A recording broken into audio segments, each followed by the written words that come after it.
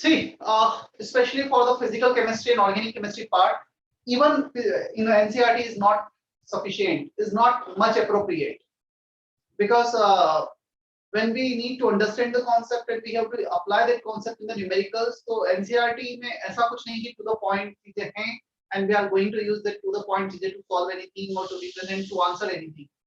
So chemistry and even physics, NCERT ऐसा नहीं कि बहुत appropriate book है. मैं ऐसा नहीं बोलूँ कि NCERT से बाहर का आता है कुछ भी, बट होता ये है NCERT में एक फॉर्मूला दे रखा है तो उस फॉर्मूले पे बेस्ड क्वेश्चन न्यूमेरिकल कैसा भी बन सकता है, वो तो NCERT में नहीं दिया होगा. तो जो क्वेश्चंस हैं, जो फ्रेम होते हैं, कॉन्सेप्चुअल हो गए या अंडरस्टैंडिंग बेस्ड हो गए. NCERT में एक लाइन भी दी है, देखो बायो में और केमिस्ट्री फिजिक्स में थोड़ा डिफरेंस है.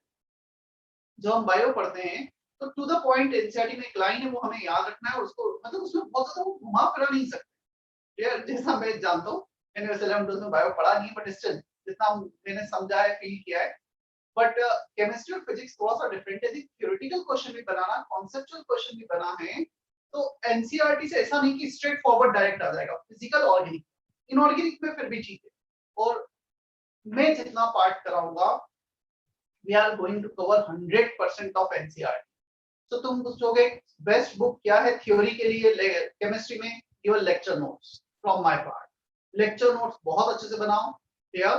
लेक्चर नोट्स अच्छे से बनाओ, लेक्चर नोट्स को फॉलो करो. तुम चाहे तुम नीट का एग्जाम दे रहे हो, तुम सीईटी का दे रहे हो, मेंस का दे रहे हो, एडवांस का दे रहे हो, lecture notes will be more than enough. Inorganic chemistry में भी मैं टू द पॉइंट ये भी बताता हूँ कि एग्जांपल NCERT में लिखा है वो तुम्हें लिखना है. तो हम NCERT को स्ट्रिक्टली फॉलो करने के बजाय NCERT का कंटेंट मैं ऑलरेडी इंक्लूड करूंगा और तुम्हें लेक्चर नोट्स अच्छे से फॉलो करना है. इसलिए मैं डे 1 से बोलता हूँ लेक्चर नोट्स सबको बहुत अच्छे से बनाना है. क्लियर? चलो, photoelectric effect. We have a metal surface. On this metal surface, if electrons falls on this metal surface, metals have less ionization energy. Electrons which are bounded with the atoms of this metal surface, they may ejected from the surface. हो सकता है वो surface से eject हो जाए, और surface से eject होने वाला जो इलेक्ट्रॉन है because of photons. Photon means light radiations. That is called photoelectrons. Yeah, that is called photoelectrons, and that photoelectron creates current in the circuit. That electric current is called photoelectric current, and the whole observation is known as photoelectric effect. Photons के कारण जो electric current generate हुआ है, that is photoelectric effect. yeah? फिर हमने ये observation लिया था, क्या सारे ही फोटोन्स इलेक्ट्रॉन को इजेक्ट कर सकते हैं? No, only some photons which have energy with the minimum possible energy level, which have more energy than the minimum energy required to separate electron from the atom, वही electron को eject करते हैं. And that energy is called minimum possible energy to separate the electron from atom is called, अंकुर क्या बोलते हैं उसे?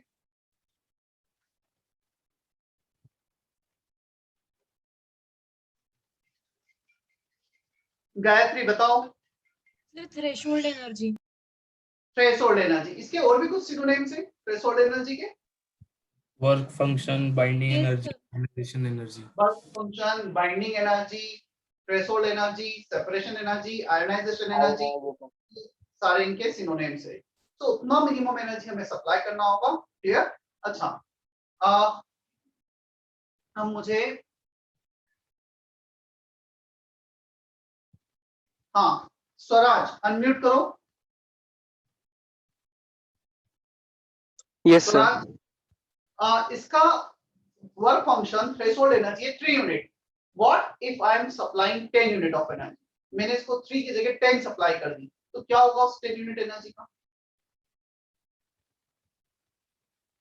If I am supplying 10 unit of energy and it requires 3 unit energy to separate from the atom, electron require 3 unit energy. तो बचा हुआ 7 unit का क्या होगा? Converts into kinetic energy. Converts into kinetic energy.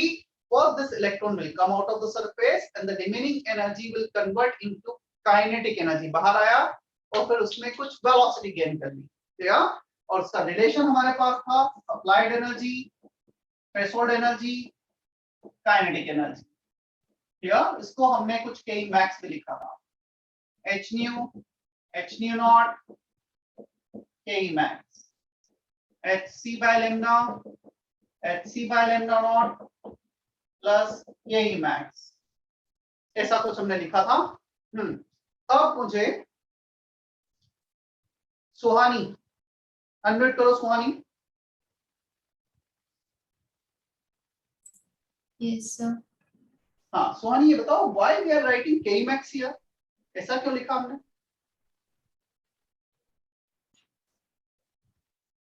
Sorry, sir. I don't know. कौन बताएगा? Sir हाँ बोलो उनका. सर वो जो थ्रेशोल्ड एनर्जी है वो इलेक्ट्रॉन को बाहर रिजेक्ट होने में लग जाएगी और जो बाकी की बची एनर्जी है वो के मैक्स होगी. हाँ तो क्वेश्चन है why we are writing Ke max? Ke क्यों नहीं लिख दिया? Why we are writing maximum possible kinetic energy? मैं तो Ke भी लिख सकता था. सर क्योंकि थ्रेशोल्ड एनर्जी मिनिमम है. Sir, may I tell? रुक जाओ मुझे पूछने दो. Ayesha. Ayesha Sheikh. I have just joined class, not even a minute Sorry? before. I just joined the class right now, not even a minute before. You have just done the class. So I am asking this question from the last lecture. In last lecture, have you written this relation in your lecture notes? दिख रहा है हमें ऐसा कुछ? I was not there. You are not there. Why? I was not at home. Ayush Gumare.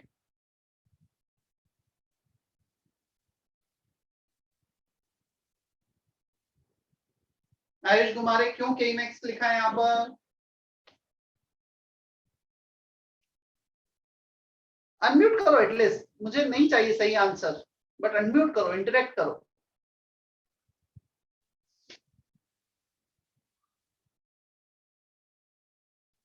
हाँ आयुष क्यों के max लिखा है?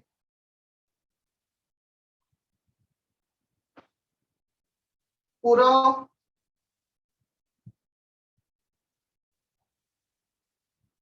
पूरव कैन यू हियर मी?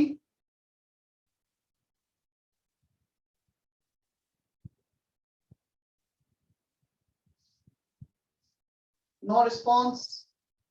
चलो बोलो सम्यक. हेलो सर, आवाज आ रही है? हाँ बोलो. सर अगर एनर्जी की मैक्स से ज्यादा चली गई तो फिर इलेक्ट्रॉन इजेक्ट नहीं हो सकते? मुझे शायद ऐसा ध्यान आ रहा है कि फिर मैंने तुम्हें बताया नहीं होगा क्योंकि मुझे सही आंसर नहीं मिला अभी किसी से भी. Sir, गायत्री may I बोलो. tell? Yes. Yes, sir.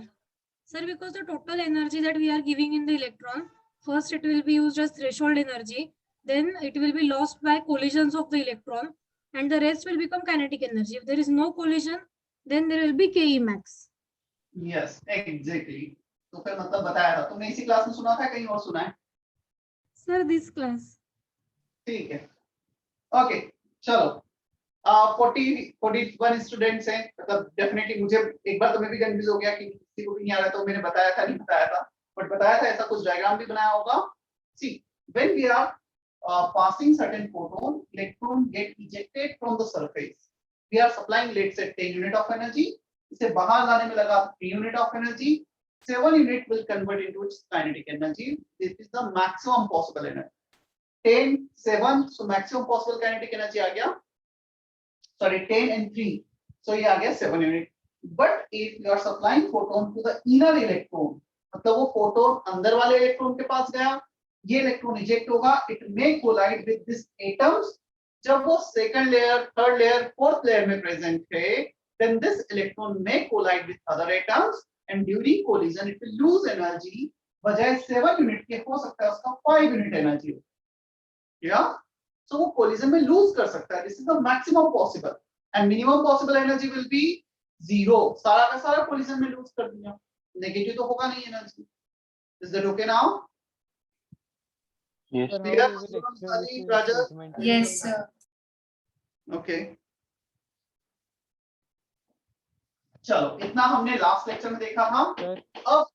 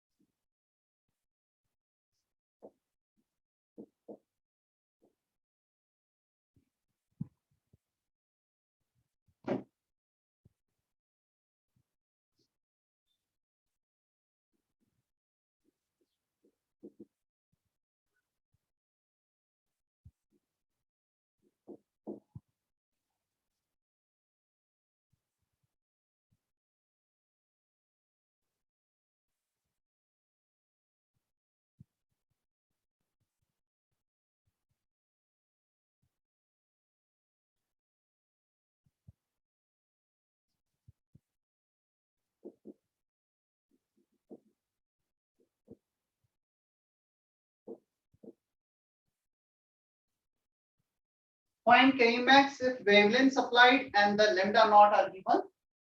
Second question, if work function is given, then find the threshold frequency.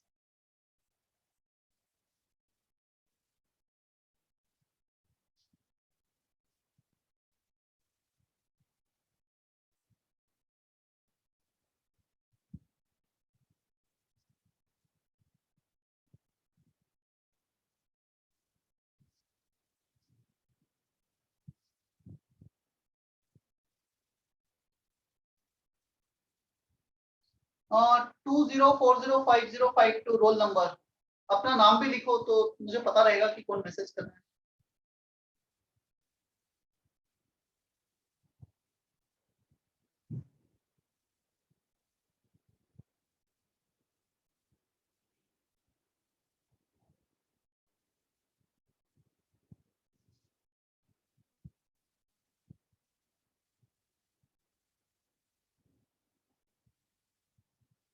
Just simple mathematical relation है वो यूज करना है। If wavelength is given in nanometre, तुम के मैक्स को joule में भी निकाल सकते हो, either you can go for electron volt energy. इन दोनों ही फॉर्मूले में if you are going to use this form, ये थोड़ा सा बेटर होगा।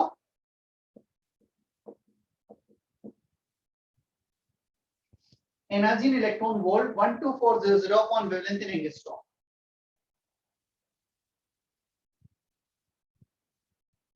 पहले में तो इससे चले जाओ, काइनेटिक एनर्जी इलेक्ट्रॉन वोल्ट में आएगा।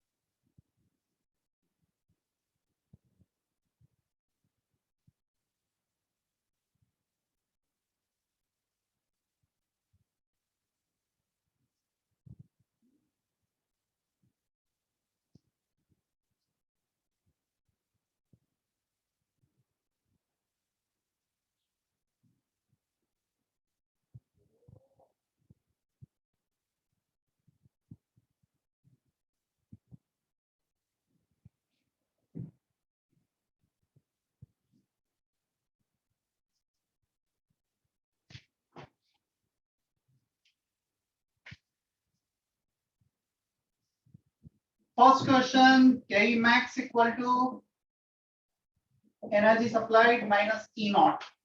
जो E naught लेफ्ट साइड होता है उसे हमने यहाँ पे कर दिया माइनस E naught। क्लियर? इसे हमने किया 12400 upon wavelength supplied, 12400 upon wavelength threshold wavelength. ये लैम्डा नॉट आ गया, ये लैम्डा हो गया। E equal to hc by lambda। In electron volt, hc can be written as this 12400 wavelength in angstrom, supplied 3000 angstrom, 4000 angstrom। 300 nanometre को angstrom में convert करोगे, एक zero और ऐड हो जाएगा, 3000 4000।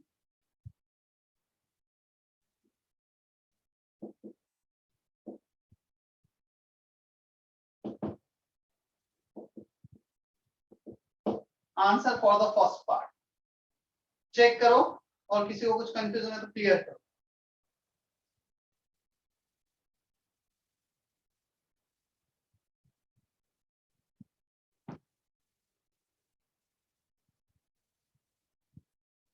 चलो, कुछ बच्चों का आंसर आया भी था।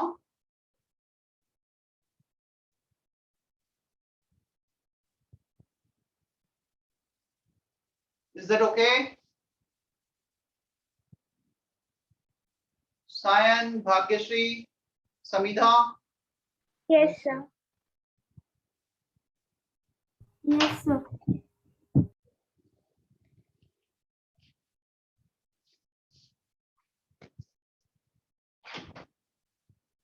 सेकंड क्वेश्चन, वर्क फंक्शन दे रखा है, work function is h nu naught, e naught pi both are same, h nu naught.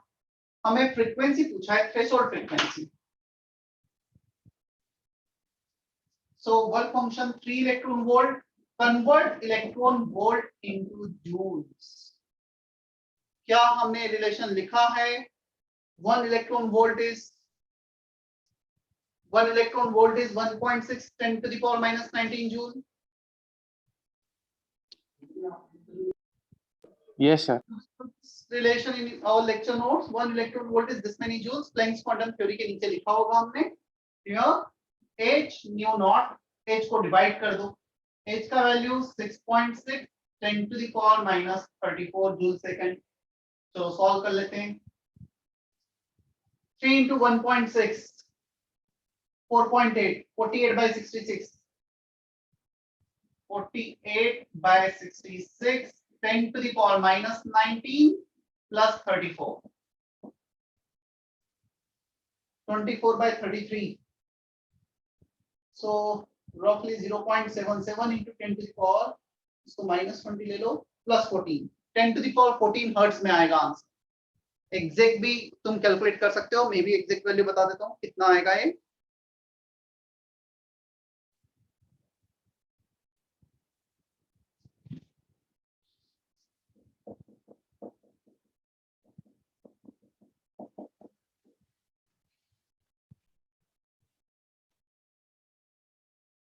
आया था किसी का आंसर है?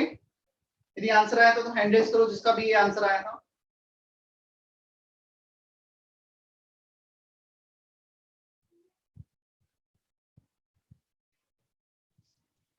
किसी का भी नहीं आया था. ठीक है.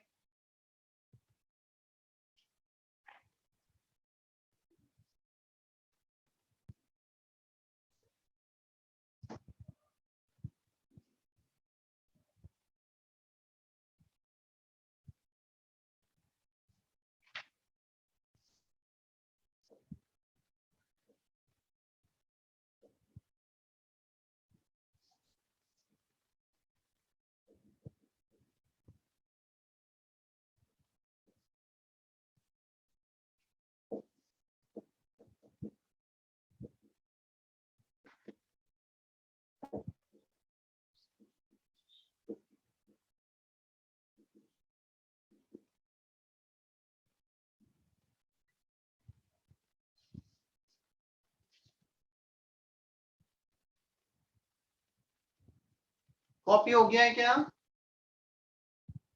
Yes, sir. Tejal Trivedi copy कर लिया है?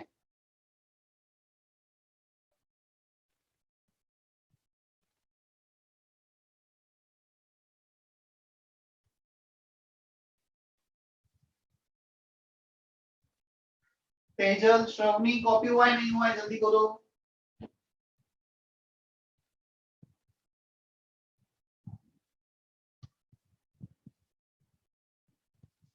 Tejal and Shravani, are you there or not?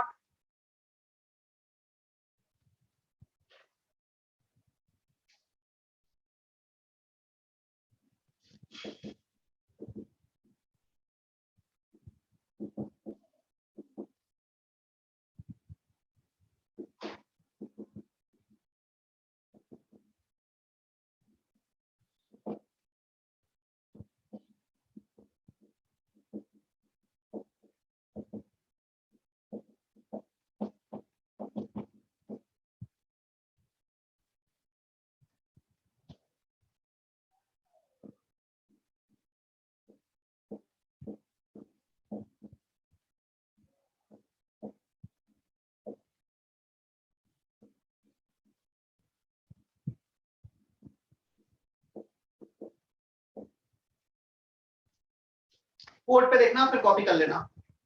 कुछ मैथमेटिकल ग्राफ है जो हमें अभी केमिस्ट्री में यूज करना है. मे बी पॉसिबल तुमने फिजिक्स में पढ़ लिए होंगे या पढ़ने वाले होंगे, बट स्टिल जितना यहाँ पे यूज आएगा मैं भी बता देता हूँ. Here y equal to mx, it is first case straight line, उसका सब case is passing through origin. If such kind of equation is given y equal to mx, this is the equation of a straight line which is passing through origin. अब ये y equal to mx means what? Y equal to 2x, y equal to 0.5x, y equal to 10x. कुछ examples दे दिए. क्या ये जब भी तुम इसे xy ग्राफ पर रिप्रेजेंट करोगे स्ट्रेट लाइन बनेगा. यहाँ पर m जो है मतलब ये स्लोप हो गया, 2 स्लोप, 0.5 स्लोप, 10 स्लोप, वो कांस्टेंट है, कुछ नंबर होगा. मैंने एग्जांपल लिया y equal to 2x का डिटेल में. Here y equal to 2x को डिटेल में एक्सप्लेन किया है. If you take x 0, put x equal to 0, y equal to 0, x equal to 1, y equal to 2. क्या हमें यहाँ तक समझ में आता है जितना लिखा है? मैं भी बोल रहा हूँ कॉपी मत करो, पहले सुन लो, ठीक है, फिर कॉपी करना है. क्या हमें इतना क्लियर है? Yes, sir. Yes. Yes, sir. Is Yes, there any sir. doubt clear?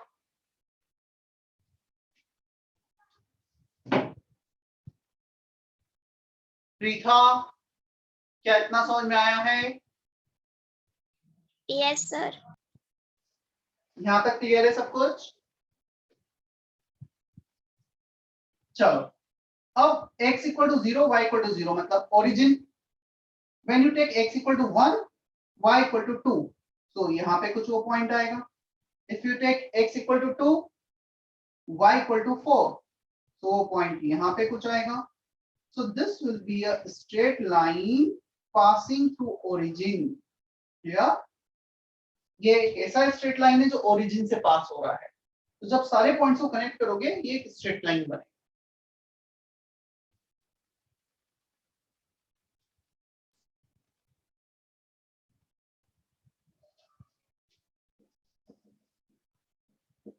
अच्छा, ये जो स्लोप होता है ना 2, इस पर्टिकुलर एग्जांपल में जो 2 है that is tan theta, where theta is angle of this straight line with the x-axis.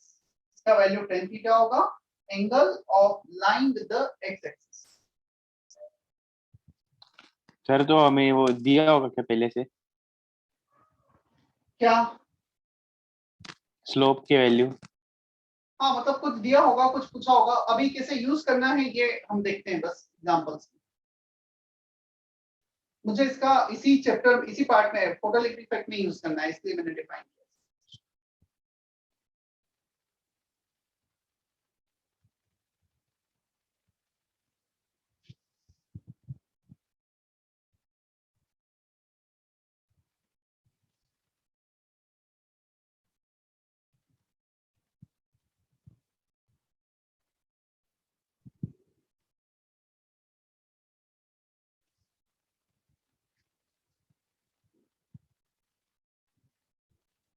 Hope लिया होगा फर्स्ट.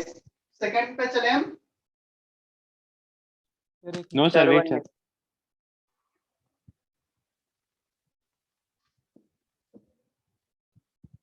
यहाँ तक हेडिंग तक तो किया होगा ना. सेकंड चलो हेडिंग लिख देता हूँ बस में.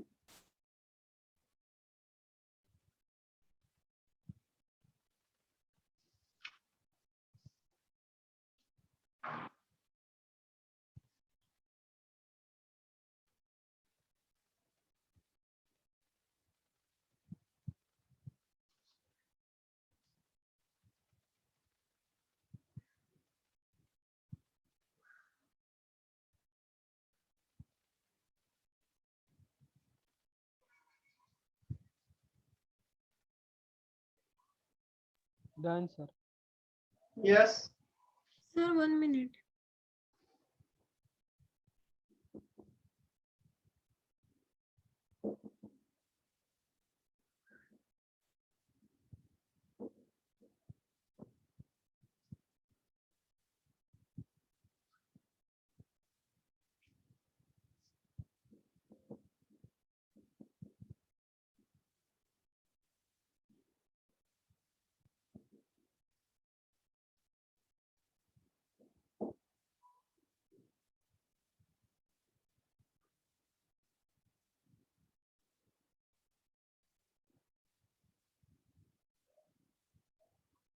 चलो अब बोर्ड पे सुन लो, कॉपी मत करना, रुक जाना ना, मैं फिर टाइम दे दूंगा.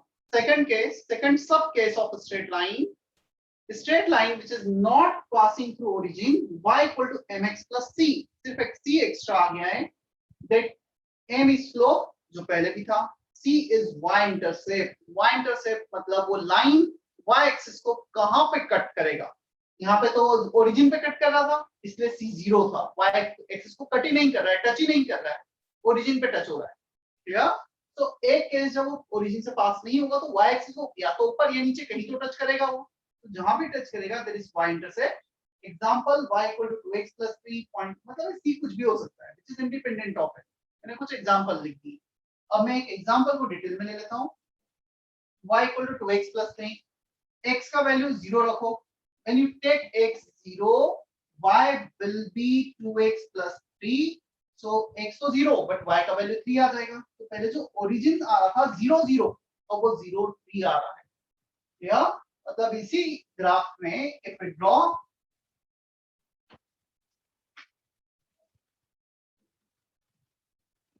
x axis y axis x 0 y 3, हम यहां से स्टार्ट करेंगे, clear.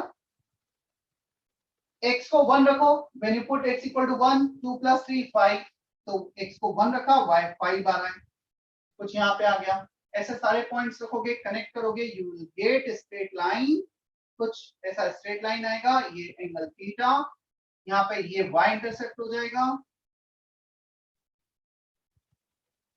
c which is equal to 3 for this particular example, slope tan theta 2, so just इतना डिफरेंस है, यहाँ पे एक टर्म ऐड हो गया है, if you put x equal to 0 y will be 3, it will not be 0, तो ये y इंटरसेप्ट होगा जहां पे वो y एक्सिस को कट करेगा, और ये नेगेटिव भी हो सकता है। tan theta कैसे आया? एक मिनट, ये नेगेटिव हुआ तो क्या होगा, y इंटरसेप्ट नेगेटिव एक्सिस को नेगेटिव डायरेक्शन में कट करेगा, वो एक्सिस को हम यहाँ पे कट करेंगे ऐसा, और y इंटरसेप्ट पॉजिटिव है तो पॉजिटिव पे कट करेगा। बोलो अभी क्या डाउट है फिर से। tan theta कैसे आया इसमें? 2 कैसे आया tan? ये 2 इतना समझ में आता है, 2 यहाँ पर a में, Yes sir. चाहो तो यहाँ पे एक काम करो लिख ही लो, m is slope which is tan theta, theta is the angle of a straight line with positive direction of x axis, clear। Yes sir.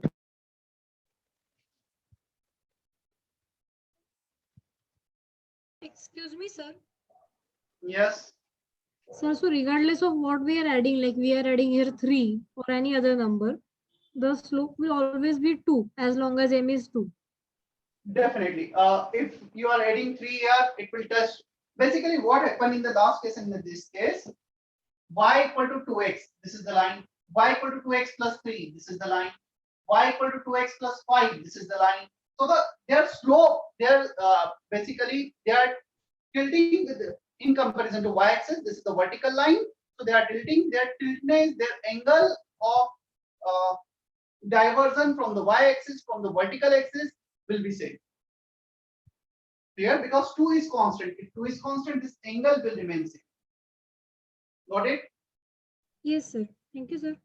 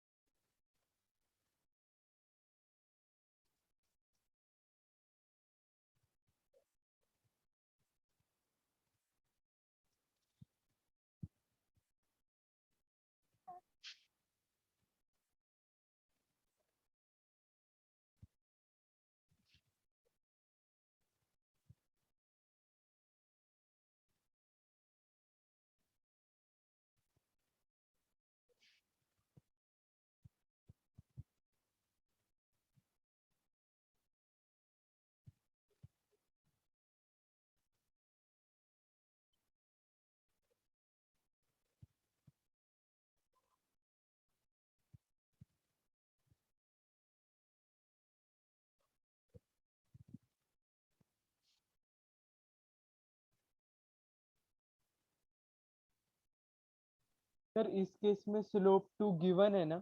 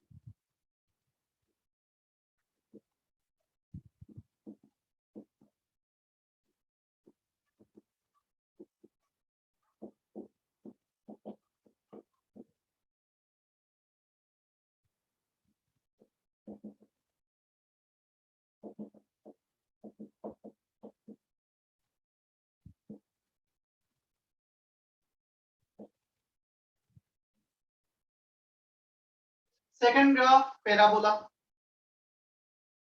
Exam इसका जो इक्वेशन होगा x into y is constant, x y constant. मैंने एक example लिया 10 15 0.5 कुछ भी हो सकता है। Clear? x y equal to 10 को मैं डिटेल में एक्सप्लेन कर देता हूं। x into y which is 10, we can write y equal to 10 by x, x को डिवाइड कर दो। तो यहां से ये तो पता चल रहा है y equal to 10 by x, if you increase the value of x, तो 10 by x डिनोमिनेटर में x, 10 by x डिक्रीज होगा, y will decrease here, so when x is 0 y will be 10 by 0। कितना होता है 10 by 0 Mitali? what is 10 by 0?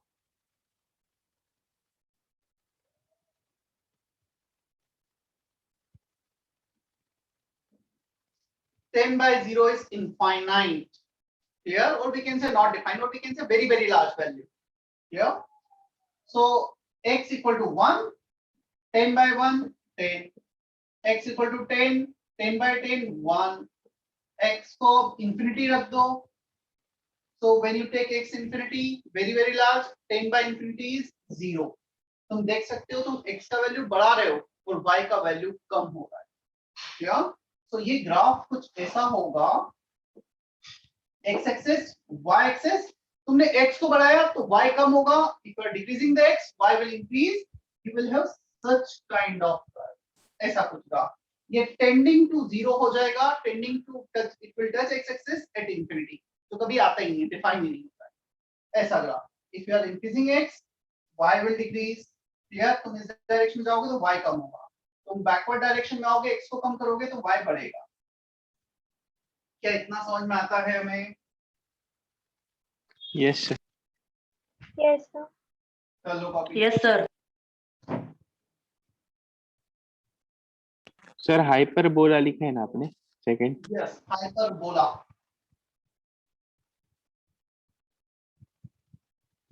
और जिन बच्चों का mathematics है ना, वो ये काफी डिटेल में एक एक इंडिविजुअल चैप्टर है। Straight line will be a chapter in mathematics, hyperbola will be a chapter, मतलब पूरा डिटेल में, बहुत ज्यादा डिटेल में उन्हें पढ़ना पड़ेगा।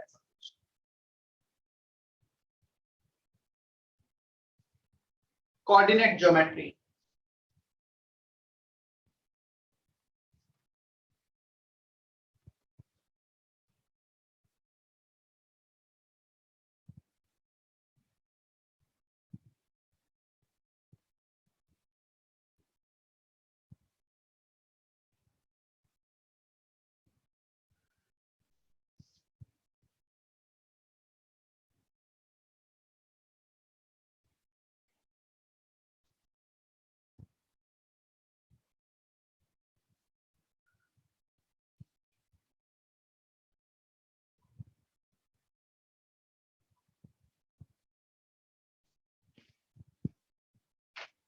Sir yes, listening. सर आप और एक बार फिर से बताओगे कि अभी आपने जो रेशो बताया कि ये कम हुआ और ये बढ़ेगा? y equal to 10 by x। Clear?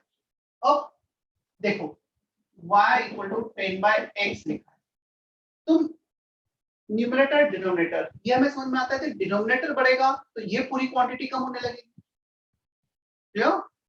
तो यदि हाँ, सर। तुम इसको इंक्रीज करोगे तो ये कम होगा, इसको डिक्रीज करोगे तो ये बढ़ेगा। x को 0 रखो, 10/0 y इंफिनिटी आ गया। when you put x equal to 1, 10/1 y is 10। तुमने x का वैल्यू 0 से 1 पे इंक्रीज किया, y इंफिनिटी से 10 पे डिक्रीज हो गया। चलो x को 10 रख दो, 10/10 y 1। तो 1 से 10 इंक्रीज कर रहे हैं, 10 से 1 डिक्रीज हो रहा है। क्या समझ में आया इतना अभी? हाँ sir.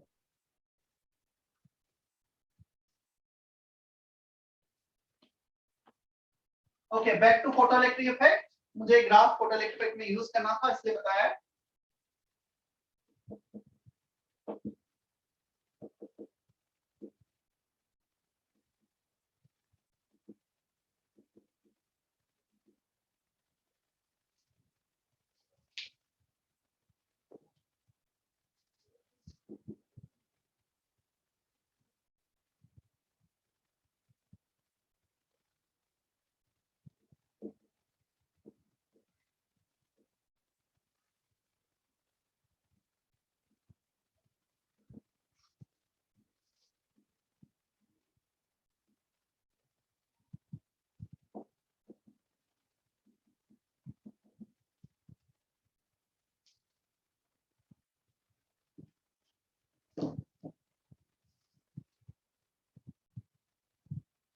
Intensity of falling photons. It is defined as number of falling photons on a surface per unit area per unit time. हम काफी बार ऐसा बोलते हैं, intensity, rain intensity is quite high. So rain intensity is quite high मतलब अर्थ के surface का यदि हम 1 यूनिट एरिया लेंगे, उसमें 1 सेकंड में कितना रेन का वॉल्यूम, कितना वाटर का वॉल्यूम ड्रॉप हो रहा है, ठीक है? वो होता है इंटेंसिटी ऑफ रेन। तो इंटेंसिटी ज्यादा होना मतलब पर 1 सेकंड में 1 यूनिट एरिया में ज्यादा वॉल्यूम वाटर का ड्रॉप होना। तो इंटेंसिटी मतलब किसी भी पार्टिकल का per unit area per unit time कितना फॉल हो रहा है। अभी इस रूम में, जिस रूम में मैं लेक्चर ले रहा हूँ, यहाँ पे एक लाइट का सोर्स है, clear, tubelight.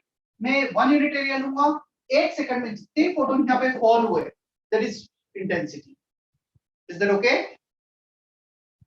Yes, sir. Yes, sir.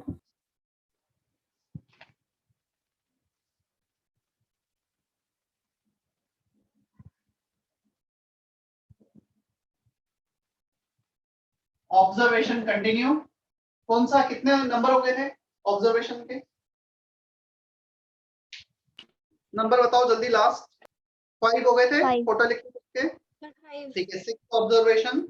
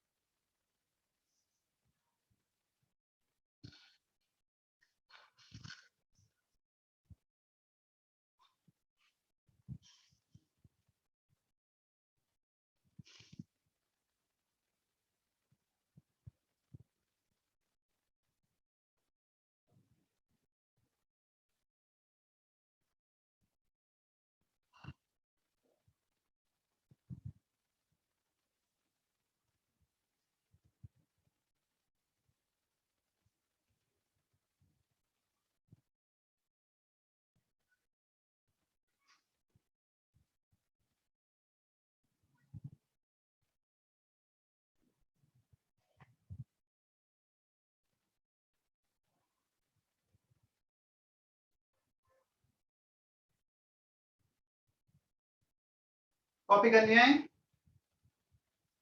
Yes, sir. Yes, sir.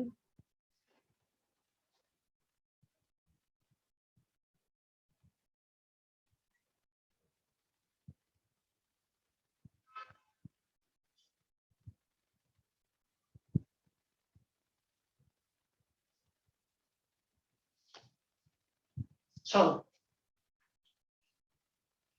Intensity of falling photon define किया था, kinetic energy of ejected electron depends only on frequency of falling photons, it is independent of its intensity. Clear? और यहां पे लिखा है photoelectric current depends only on intensity of falling photon, not on its frequency.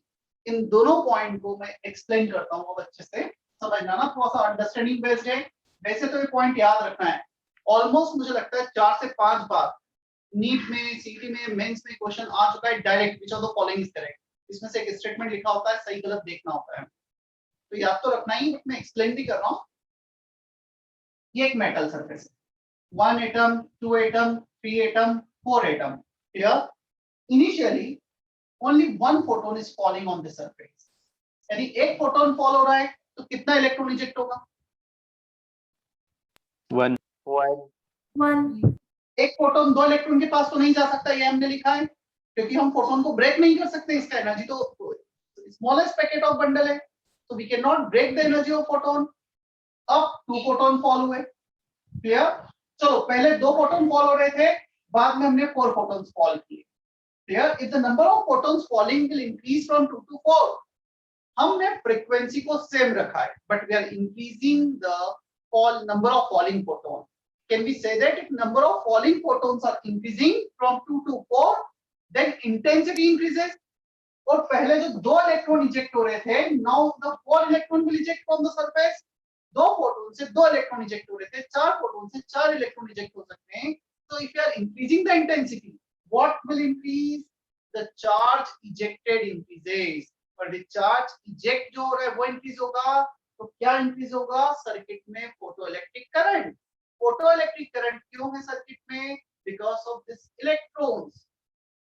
So if we increase the intensity, if you are increasing intensity means you are increasing number of falling photons, and number of falling photon increases, more charge will eject, that will increase the photoelectric current. Clear? अब इसी में एक और point लिखा है, not on frequency, frequency से independent है। अब मैं एक और केस लेता हूं, 1 2 3 4 एटम्स पे एक फोटोन फॉल कर रहा हूं, यहाँ पे इलेक्ट्रॉन इजेक्ट हो रहा है। Clear? If this falling frequencies increase, मैं इसको डबल कर देता हूं, मुझे बताओ, एक ही नंबर ऑफ फोटोन को एक ही रखा है, मैं उसकी एनर्जी, उसकी फ्रीक्वेंसी को डबल कर रहा हूं, क्या ये एक फोटोन अब 2 इलेक्ट्रॉन को इजेक्ट कर देगा? क्या ऐसा पॉसिबल है क्या? No sir, kinetic No, sir. Energy में कन्वर्ट हो जाएगा। No. एक फोटोन तो एक ही इलेक्ट्रॉन को इजेक्ट कर सकता है, तुम फ्रीक्वेंसी चेंज भी करोगे, that will increase the energy of one photon, that will not increase the number of photo electrons ejected. तो फ्रीक्वेंसी तुम बढ़ाओगे, एक फोटोन का एनर्जी बढ़ेगा, but fouling photons, number of falling photons अभी भी उतने ही है, तो फोटोइलेक्ट्रिक करंट इस पर डिपेंड नहीं करेगा। क्या ये 6 पॉइंट 7 पॉइंट क्लियर है सभी को भी? Sir Yes, sir. हम दो चीजें कर रहे हैं, एक बार तो हमने 2 फोटोन से 4 फोटोन इंक्रीज कर दिए, we are increasing the number of falling photons, we are increasing the intensity of falling photons, then the number of electron ejected increases and photoelectric current increases. Second case में एक photon का energy था let's say 10 unit, इसको बाहर लाने में 3 unit लग रहा है। क्लियर? तो 10 यूनिट सप्लाई किया, 3 यूनिट से बाहर लाने में लगा, बचा 7 यूनिट काइनेटिक एनर्जी में कन्वर्ट हो गया। अब तुमने इसको 10 से 20 कर दिया, पहले था 10 3 प्लस ke max, अब तुमने इसको 20 कर दिया, इसकी फ्रीक्वेंसी बढ़ा दी, इसकी एनर्जी बढ़ा दी, तो 20 कर दिया, ये 3 तो फिक्स रहेगा। अब ke कितना हो जाएगा? 17, जो पहले 7 था वो 17 हो गया। सो ke max किस पे डिपेंड करेगा? फ्रीक्वेंसी पर। Clear? ke max depends on frequency, जो उसके पहले वाला पॉइंट लिखा था, kinetic energy depends on frequency of falling photon, it is independent of intensity. तुम यहाँ पर इस केस में फ्रीक्वेंसी को सेम रख रहे हो। क्लियर? सारे फ्रीक्वेंसी सबका एनर्जी 10 यूनिट है, तुम 2 के बजाय 4 फोटोन फॉल करोगे, वैसा तो नहीं कि एक फोटोन का काइनेटिक एनर्जी चेंज होगा। एक फोटोन का काइनेटिक एनर्जी तो एक सॉरी एक इलेक्ट्रॉन का काइनेटिक एनर्जी तो एक फोटोन की एनर्जी पे बेस्ड है. If you are not changing the frequency means you are not changing the energy of one photon. मतलब जो एक इलेक्ट्रॉन बाहर आएगा उसका के इफेक्ट. क्लियर? तो हमने नंबर ऑफ फोटॉन्स बढ़ाए फोटोइलेक्ट्रिक करंट से डिपेंडेंट, हमने फ्रीक्वेंसी बढ़ाई तो काइनेटिक एनर्जी से डिपेंडेंट. काइनेटिक एनर्जी इंटेंसिटी से इंडिपेंडेंट, फोटोइलेक्ट्रिक करंट फ्रीक्वेंसी से इंडिपेंडेंट. क्या अभी ये क्लियर है दोनों पॉइंट? सर 2 फोटॉन्स नहीं जा सकते एक इलेक्ट्रॉन में. 2 फोटोन भी नहीं जा सकते हैं क्योंकि एक इलेक्ट्रॉन के पास जैसे एक फोटोन गया it has to come out of the surface as soon as it absorb one photon. उसके पास उतना टाइम नहीं होता है. इस बात की प्रोबेबिलिटी ऑलमोस्ट जीरो होती है कि एक साथ 2 फोटोन स्ट्राइक हो. Clear? Okay sir.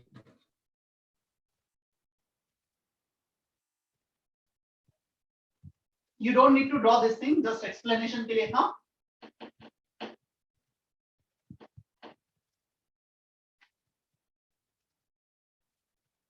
H nu naught plus K max.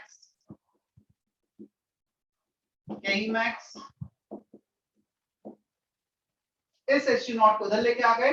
Now I am drawing this K max along y axis. इस falling frequency को x axis के along draw कर. हमने यहाँ पे लिया falling frequency, क्लियर, और यहाँ पे ले लिया K max. इसको V stop भी लिखा जाता है, ये मैं बाद में बताऊंगा क्यों लिखा जाता है, लेकिन ये सिर्फ लिखना है. Along y axis कैसा लाइन, कैसा इक्वेशन दिख रहा है? क्या ये इक्वेशन ऑफ स्ट्रेट लाइन से जैसा कुछ इंटरप्रेट कर पा रहे हो कैसे? Along y axis frequency is along x axis. जो x axis के along है उसे x इंटरप्रेट करो, जो y axis के along है उसे y इंटरप्रेट करो. y m x plus c. क्या हम इसको ऐसे इंटरप्रेट कर सकते हैं? y तो हो गया k max, x हो गया न्यू, स्लोप हो गया h और y इंटरसेप्ट हो गया माइनस h नॉट और minus work function. Can you interpret in this manner?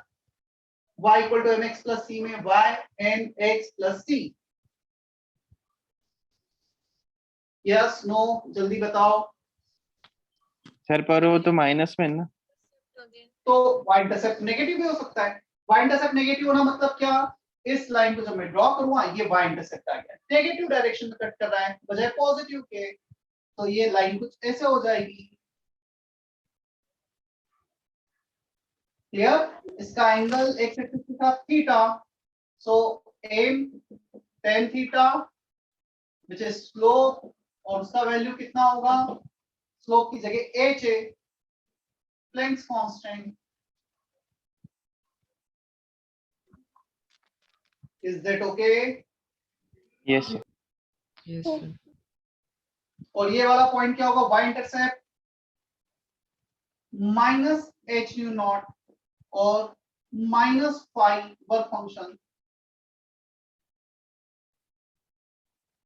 So straight line which is not passing through origin.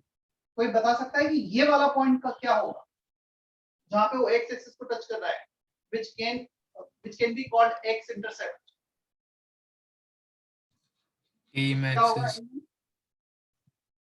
New not. ये वाला पॉइंट होगा न्यू नॉट. कैसे पता? ऑन दिस x एक्सिस, सुन लेना फिर लास्ट में copy करना ना. On this x axis y is 0, इसको 0 रखो. ये 0 कब होगा? h तो सेम है, न्यू न्यू नॉट के इक्वल हो जाएगा तो k max 0. इसका फिजिकल सिग्निफिकेंस क्या होगा सर? ये क्यों 0 आ रहा है यहाँ पर? इसका फिजिकल सिग्निफिकेंस ये होगा जितना मिनिमम फ्रीक्वेंसी तुम्हें रिक्वायर्ड है तुम वही फ्रीक्वेंसी फॉलो करोगे तो इलेक्ट्रॉन जस्ट बाहर आ जाएगा विदाउट एनी काइनेटिक एनर्जी. उसे बाहर आने में 3 यूनिट एनर्जी लग रहा था, तुमने एग्जैक्टली 3 यूनिट एनर्जी सप्लाई किया. So this if nu equal to nu nought, 0 kinetic energy. एक और क्वेश्चन यहाँ पे रेज होता है, sir why did you draw this dash line in this one is solid line? तो डैश लाइन इसलिए draw किया गया है, ये मैथमेटिकली तो करेक्ट है but practically we can not have negative kinetic energy. यदि तुमने फ्रीक्वेंसी फॉलिंग न्यू नॉट से कम रखा तो फोटोइलेक्ट्रिक इफेक्ट ऑब्जर्व ही नहीं होगा. तो ये थ्योरेटिकली करेक्ट है, practically not possible. Practically photoelectric effect जब फ्रीक्वेंसी न्यू नॉट या उससे ज्यादा होगा तो ही possible. Is that okay? Sir मतलब frequency most the times y को ये करेंगे इंटरसेप्ट, मतलब पॉजिटिव वाले को. नहीं समझा मैं। सर मतलब HV0 मोस्टली यही होगा ना, पॉजिटिव होगा ना, हाँ वो क्योंकि एक नेगेटिव ऑप्शन ही नहीं है। H 6.626 फ्रीक्वेंसी, किसी भी उसकी फ्रीक्वेंसी कितने साइकिल पर सेकंड कंप्लीट कर रहा है, ये -10 साइकिल पर सेकंड कंप्लीट कर रहा है, that is not meaningful, right. मतलब जितने भी दोनों ही हमेशा पॉजिटिव होंगे, तो ये दोनों पॉजिटिव हमेशा ही negative. Minimum energy Okay. Required to take electron out of that term, वो तो नेगेटिव नहीं हो सकता, वो तो पॉजिटिव होगा, right. Yes, Sir, sir. will you please explain nu naught again? How did we get there on the x-axis? Pardon? Sir, will you please explain the nu naught on the graph? See, this is x-axis here. X-axis पर y का value 0, y is what? K max. चलो इसको 0 रख देते हैं हम, K max को 0 रखा, h nu minus h nu naught, इसको इस साइड लेके आ जाओ, h nu equal to h nu naught, h cancel, तो जहां पर K max 0 वहां पे nu nu naught के इक्वल, जहां पे वो इस एक्सिस को टच करेगा वहां पे फ्रीक्वेंसी का वैल्यू nu naught। अब ये वाला पॉइंट क्या होगा, इस पॉइंट पर x 0 है, तो x 0 मतलब इसको 0 रखो, तो y इक्वल टू ये 0 माइनस h नॉट, ये माइनस h नॉट आ गया। x एक्सिस पर y 0 होता है, y एक्सिस पर x 0 होता है। Is it okay? Yes, sir. Thank you, sir.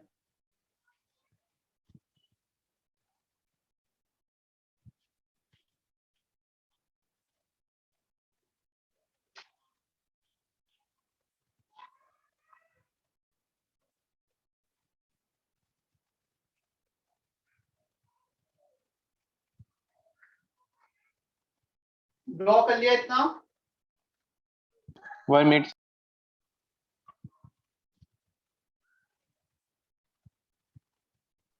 Sir यानी जहाँ -h/0 है वहाँ x की वैल्यू 0 है। माइक थोड़ा सा पास लाके बोलो। सर यानी जहाँ -h/0 है वहाँ x की वैल्यू 0 है। यस, इस पॉइंट पे x 0, y एक्सिस पे x 0, मतलब इस पॉइंट पे नहीं, किसी भी पॉइंट पे y एक्सिस पर x 0।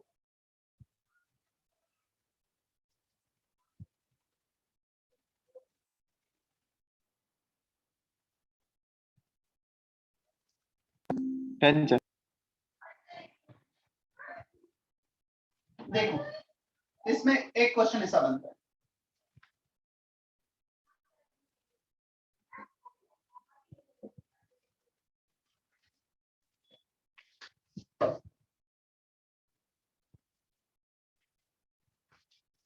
मेरे पास 4 मेटल सरफेस है, सोडियम, मैग्नीशियम, एल्यूमिनियम, सीजियम, कुछ 4 मेटल सरफेस लिए, ठीक है। उनके लिए जब मैंने ग्राफ ड्रॉ किया, तो for graph 1 2 3, let's say 3 metal का मैंने ग्राफ ड्रॉ किया है, K max वर्सेस फ्रीक्वेंसी का। या पहला ऑब्जर्वेशन, सभी का एंगल सेम आ रहा है, सभी का स्लोप सेम आ रहा है। क्या स्लोप हमेशा यूनिवर्सल कांस्टेंट है for all the metal surface? हर किसी के लिए यूनिवर्सल कांस्टेंट हो गया, h इज कांस्टेंट, स्लोप वो सबका एंगल तो सेम आएगा ही, ये एंगल भी थीटा, ये एंगल भी थीटा, ये एंगल भी theta, all angles are same. पहले मेटल का work function phi1, for second phi2, for third it is phi। Can you predict which work function is more out of phi1 phi2 phi3? कौन सा ज्यादा होगा? यहां पर देखो, हर मेटल का आयोनाइजेशन एनर्जी, हर मेटल का इलेक्ट्रॉन की तरफ अट्रैक्शन वेरी करेगा। किसी मेटल का इलेक्ट्रॉन की तरफ अट्रैक्शन ज्यादा होगा, किसी का कम होगा, मतलब उनका वर्क फंक्शन अलग अलग होगा, but there slope is same, h is same, तो वर्क फंक्शन सबका अलग अलग। तुम्हें ये बताना है इसमें ज्यादा वर्क फंक्शन किसका है, कम किसका है, with logic.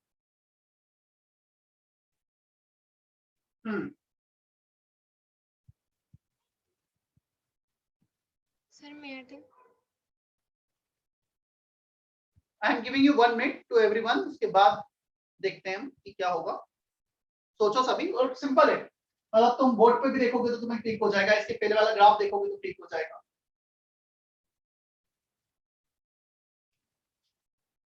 Sir, please repeat question.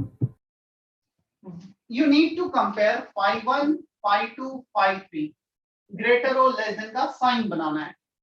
Sign बनाने के साथ साथ लॉजिक देना है। क्या लॉजिक?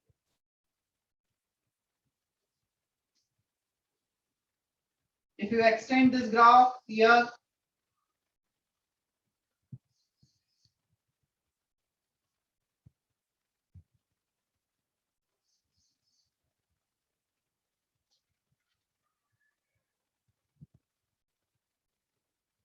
बिना एक्सटेंड करे भी बना सकते हो, ऐसा कुछ भी नहीं। चलो बताओ, कौन बताएगा? हाँ ओमकार। सर इसमें जैसे 5.1 का जो के मैक्स होगा वो उस कम फ्रीक्वेंसी पर होगा, 5.2 का उससे कौन सा ज्यादा? पहले तो आंसर बताओ फिर रीजन पे जाएंगे। Which one is more? 5.3 third वाला। चलो अभी एक आंसर आया 5.3, मैंने बताया, मुझे नहीं पता सही गलत है। अर्जुन क्या होगा आंसर? सर 5.1। एक आंसर आया 5.1, दो पॉसिबल आंसर थे, दोनों आ गए। हाँ गायत्री तुम बताओ क्या होगा तुम्हारे अकॉर्डिंग आंसर, 1 या 2? Sir, 5.3. चलो रीजन दो क्यों 5.3 ज्यादा है? 5.3 is more, that answer is correct. क्यों ज्यादा है? Sir, because if you look at the x-axis, and you will find that the value of nu is maximum for 5.3, means that the work function is only highest for 5.3. Yes, exactly. Nu 1, nu not 1 for the first, nu not 2, nu not 3. The third graph has maximum value of nu naught और 5 होता है h nu naught, जिसका nu naught सबसे ज्यादा उसका 5 सबसे ज्यादा। Third के लिए nu naught सबसे ज्यादा है, सेकंड के लिए उससे कम, फर्स्ट के लिए उससे कम। Here as nu naught 1 less than nu naught 2 less than nu naught 3. Is that okay? Sir तो वो हम नीचे लेते हैं उसको क्या बोलते हैं? वो सभी चले जाओ, ये -5.1 -5.2 -5.3। चलो माइनस तो सभी है, ये मुझे पता है। ये -2 ये -5 ये -10, माइनस साइन में यदि हटा दूंगा 2 5 10 मैग्नीट्यूड, सबसे ज्यादा मैग्नीट्यूड किसका आ रहा है? ठीक आ रहा है ना? ओके सर, समझ गए। कर सकते हो।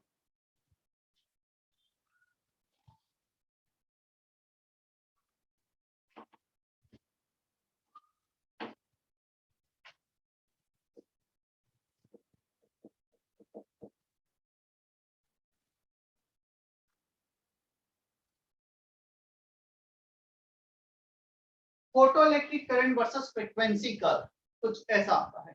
नाउ काइनेटिक एनर्जी की जगह we are taking photo electric current along y axis, और हमने ये देखा है अभी photo electric current is independent of falling frequency. Photo electric current तो उससे इंडिपेंडेंट होता है, अब फॉलिंग फ्रीक्वेंसी से इंडिपेंडेंट है। मतलब क्या होगा, यहां से यहां तक फोटो इलेक्ट्रिक करंट इंक्रीज हो रहा है but the frequency is constant. From here to here photo electric current is constant but the frequency is increasing। तो ये शो कर रहा है हम फ्रीक्वेंसी को कांस्टेंट रख के फोटो इलेक्ट्रिक करंट इंक्रीज कर सकते हैं और फोटो इलेक्ट्रिक करंट को कांस्टेंट रख के फ्रीक्वेंसी को चेंज कर सकते हैं। Is that okay? सर एक बार फिर से रिपीट करो ना। From here to here frequency is constant but the photoelectric current is changing. From here to here frequency is changing but the photoelectric current is constant, so that shows both are independent of each other, right? Yes. क्या तुम मुझे इस graph में, पहले तो ये बनाना है तुम्हें, उसके बाद इस ग्राफ में तुम मुझे ये बता सकते हो, मेरे 3 ग्राफ जैसे यहाँ पे 1 2 3 ड्रॉ किए थे ना, 3 डिफरेंट इंटेंसिटी के लिए draw, I1 I2 I3, photoelectric current versus frequency, which intensity is more out of I1 I2 I3?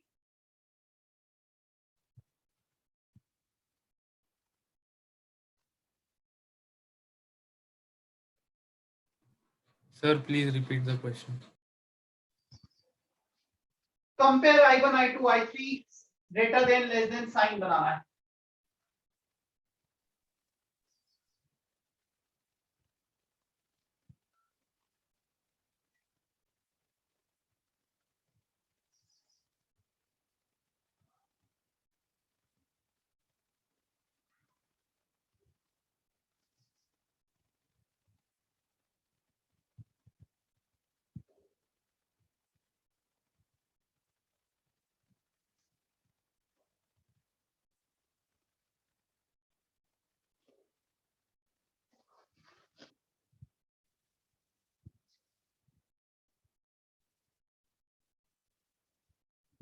Airtel.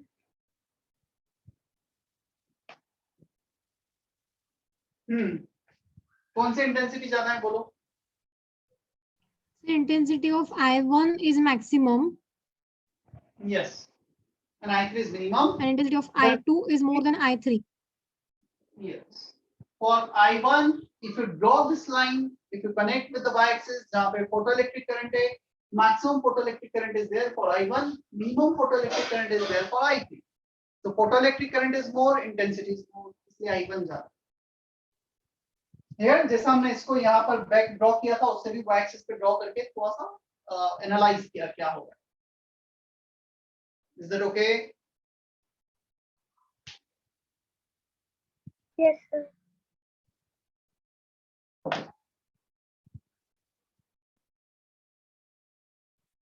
Homework बताना है ना अब तुम्हें.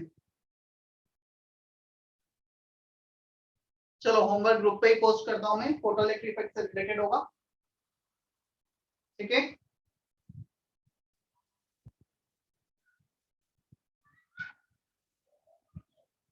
होमवर्क तुम्हें लास्ट टाइम कुछ भी नहीं दिया था कि दिया था कुछ? कुछ भी नहीं दिया था उन्होंने। तो मैं आज पोस्ट करता हूं related to photoelectric effect and all. ठीक है. Yes, sir. Is there any doubt?